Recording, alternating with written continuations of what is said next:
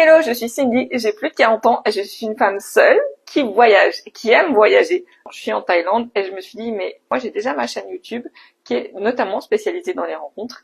Et peut-être qu'il y a d'autres femmes comme moi qui ont plus de 40 ans, qui voyagent seules et qui aimeraient peut-être rencontrer des gens et aussi avoir 2-3 tips sur les voyages. Donc c'est une première, je me lance pour répondre à ma propre question, à mon propre problème qui est de où sont les femmes en Thaïlande, où sont les femmes en fait en voyage.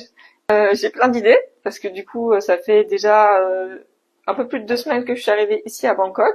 Si vous avez des questions, vous n'hésitez pas, vous pouvez me les envoyer.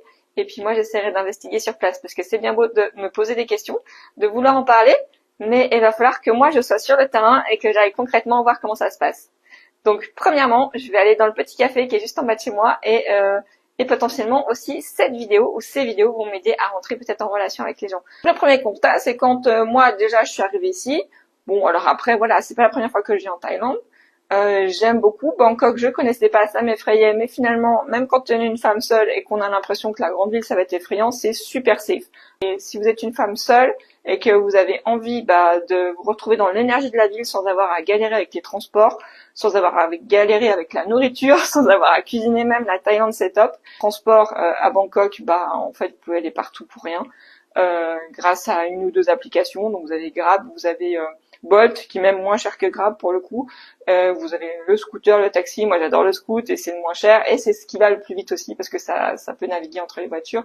Donc c'est top. Après vous avez le BTS, donc c'est la ligne de métro aérien qui est super pratique aussi et ça coûte pas très cher non plus. Enfin par rapport à de toute façon l'Europe, ça reviendra forcément moins cher hein, de toute façon.